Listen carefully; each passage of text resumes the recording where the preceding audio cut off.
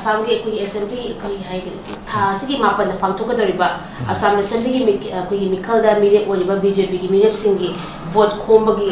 khomga dori habagi sarup ya ga dori habagi wafam su yauri uza si matang sidi kamane da thamne mase ni mai ki kanone da party ki vote tor bai sidi party da ticket karga man vote tor mina madu ma gi angamba influence ka nangna western hina thangna western hina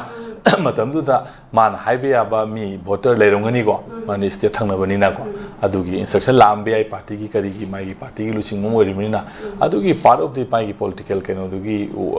mane satba haiba yorum bai wani da adugi thodo pa adu ada ki keno na te masidi akoi normal graduation and lobby ai manam di lai dana ko side su mayam lai adagi di atop mayam lai ban amisa bu laga manipuri school da bol ko ma yaw gi dana ko khong satana ko tara aduna mogi BJP gi lai ba magi policy program dugi matungina magi lai ba mana influence to wangamba voter sing hai ba kendra area mafum duda ma leram gani na khalam gani madugi potu gi influence tu mana to we yan na bai na party gi level da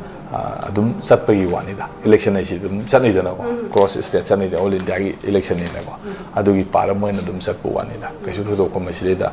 yam ka hena khoina kaino khana ningai ke sulai ti na idi smile lowi ozama thang se ko gi lanjener to na relief camp ta leru ba sing yum da hanjun jwa ba ko gi census pang to pa yaro hai ba gi sajiwa relief camp gi idp sing na phungdorang le ozama si house le sing je thi ba ko hogadam se september tang ma da gi ma da gi na tang ko trap ba ko gi tha ma chukna Tina na bagi tabak tadi house dressing kita bagi di notification thopadi hokram doza so matang jadi zagi ba moti kamani thambi the masi akhui meyam na loina ma hai ena si tawtringai da mi to khandok tringai da census tawgunu ko kono si manipur people's ki aspiration ne ko manipur people's ki aspiration asidai da masi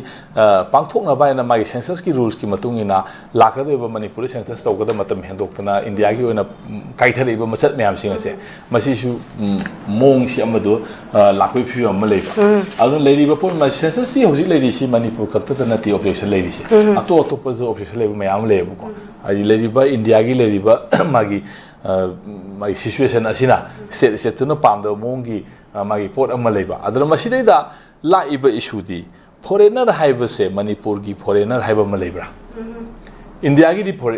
manipur gi foreigner haiba ma india gi foreigner haiba ma tongan bra haibu hang si mangon li thole ebo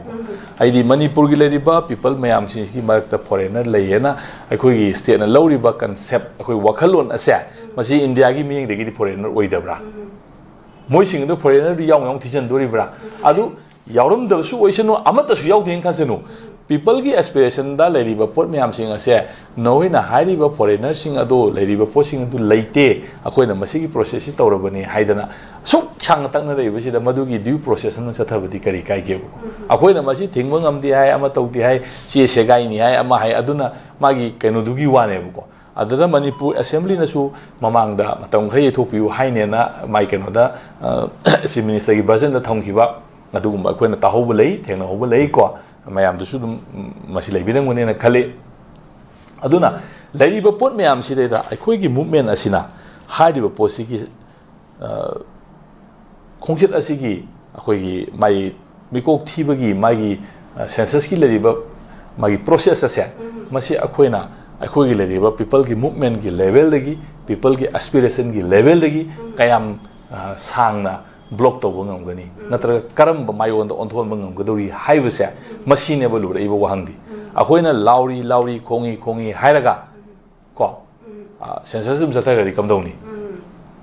si am luba issue amane ko adi manipur government adadi gi di saudana irang thokpi ai mai thabi ai ama tawbe aduna mai pot amane ko laiba pot asita kari kamdau ba phiu amu oirek pe yagada gi haibase hausi bau to authority singna kari khanari ge si mayek sengde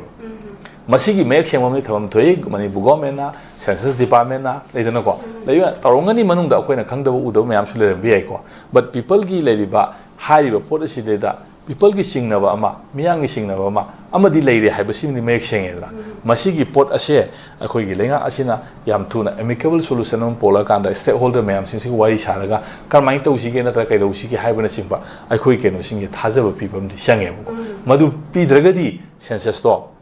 mong taba nungai ba census samu oiroi tungi laibok te su apaba kaisu oininga leite madam di hen luba climax sama lakani hen idea swain thani